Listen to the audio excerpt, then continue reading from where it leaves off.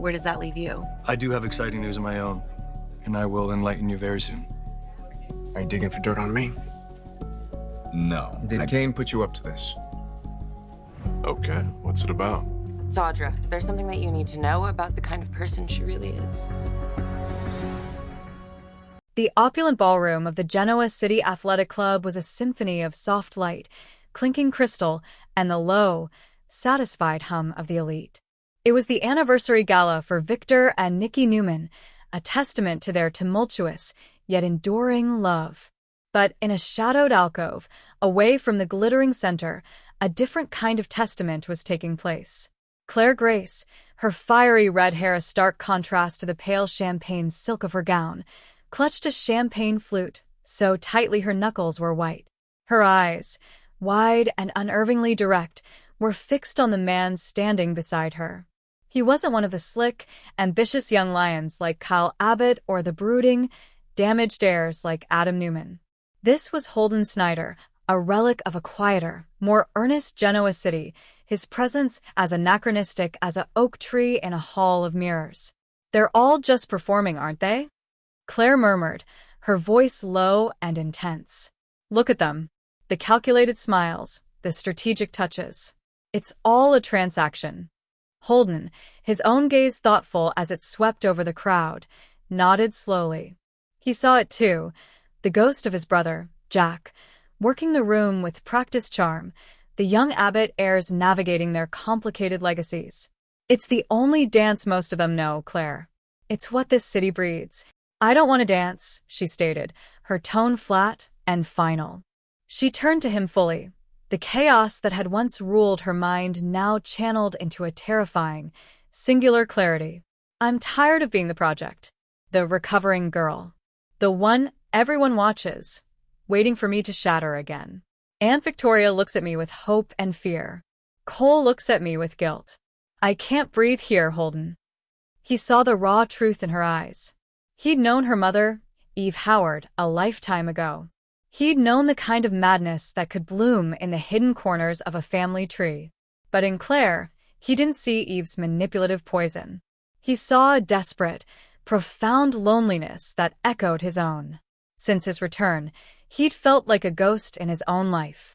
Lily was a powerful, distant CEO, his children were adults with their own dramas, and the farm in Kansas felt a million miles away. What are you saying? He asked, though a part of him already knew. I'm saying let's leave. Her proposal was as shocking as a gunshot in the quiet room. Not just for coffee. Not for a walk. Let's just go. Right now. Let's drive until this city is just a memory in the rearview mirror. A sane man would have laughed. A sensible man would have called for her therapist. But Holden Snyder was a man built on a foundation of heart, not sense. He saw the plea in her eyes, not as a symptom of her past, but as a fundamental need of her soul. And he realized with a jolt that it was a need he shared. My truck is out back, he said, his voice quiet but steady. They didn't say goodbye. They didn't leave a note. They simply melted away from the gala, two shadows slipping through a service exit, the sounds of the orchestra swallowed by the slam of a truck door and the roar of an aging engine. The news hit Genoa City the next morning like a tsunami. What do you mean, gone? Victoria Newman's voice was a whip crack in the penthouse, her phone pressed to her ear. She was just here. She was fine. Cole Howard's face was ashen. She wasn't fine, Vic. She was quiet. Too quiet. And Holden Snyder? What the hell does he have to do with anything? The speculation was immediate and vicious. At Crimson Lights, the chatter was a three-ring circus. He kidnapped her, Sharon Newman declared, her protective instincts for Claire overriding all logic. She's vulnerable. He must have preyed on that. Holden? Prey on anyone. Nick Newman scoffed, stirring his coffee. Sharon, the man talks to horses more than people. This has ill-advised road trip written all over it.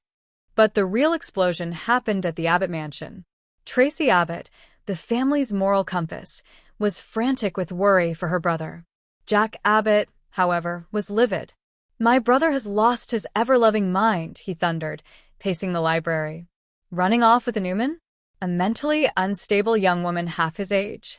This isn't some rustic adventure. This is a scandal that could sink what's left of his reputation. And hers. Meanwhile, the runaway truck was headed west. They drove for 2 days, through states whose names Claire only knew from books, talking about everything and nothing. They didn't speak of their families or their diagnoses, or the ticking time bomb they had left behind. They talked about the colors of the desert at sunset, the weight of the sky in Nebraska, the simple, profound freedom of the open road. It was outside a dusty Nevada town called Silver Creek, a place that consisted of a gas station, a diner, and a 24-hour wedding chapel called the Ever After, that Holden finally pulled over. "Claire," he began, his voice rough with fatigue and emotion. "This can't just be about running away. If we're going to do this, we have to be all in. We have to be a united front against whatever hell is waiting for us back home." Claire looked at the neon sign, a flickering pink heart, and then back at Holden. In his weathered, honest face, she saw not a savior, but a partner. Someone who wasn't trying to fix her, but simply to see her. "I know," she said. "So, let's make it official. Let's make it so they can't just pull us apart." Holden's breath caught. "You mean?" "I mean let's get married, Holden. Right now." It wasn't a question of romance. It was a statement of fact. A tactical decision. A declaration of war against the forces that sought to define them.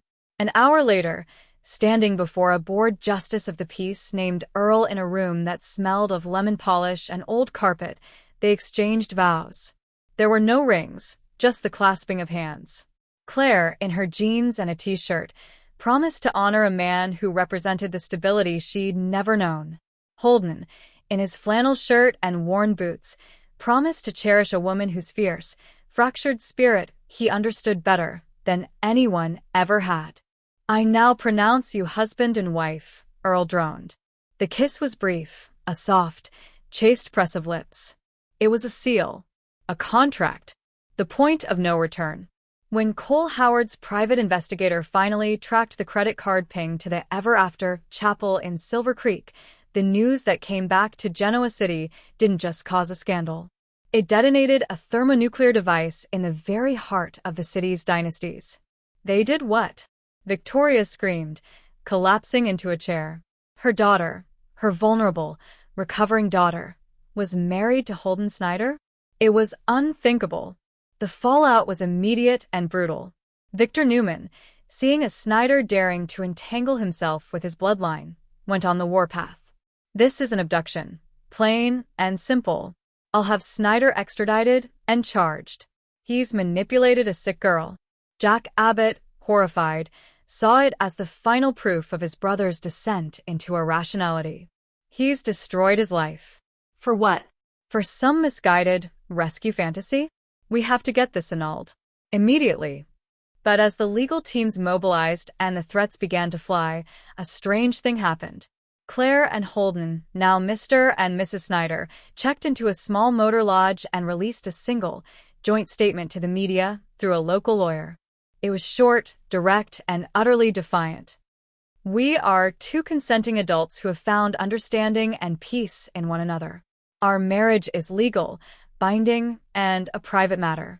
We ask for privacy as we build our new life together, away from the manipulation and judgment of Genoa City. Any attempts to separate us will be contested vigorously. We are a family now." The statement sent shockwaves through the city. This wasn't the action of a confused girl and a delusional man. This was a calculated, united front. The true twist, the one that would keep Genoa City awake for nights to come, was yet to be revealed. It wasn't just about rebellion or a shared sense of alienation. In the quiet of their motel room, Claire placed a hand on her still flat stomach and looked at her new husband, her eyes clear and terrifyingly resolute. "They think this is the end of the story," she whispered. "They have no idea it's only the beginning. Our child will be the heir to both the Newman and Abbott empires. They will never be able to ignore us again."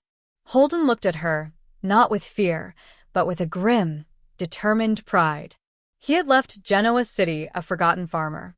He was returning, in spirit if not yet in body, as the patriarch of a new, hybrid dynasty, a living, breathing threat to the very foundations of the Newman and Abbott legacies. The Young and the Restless had just created a monster, and it was a monster they had no idea how to fight.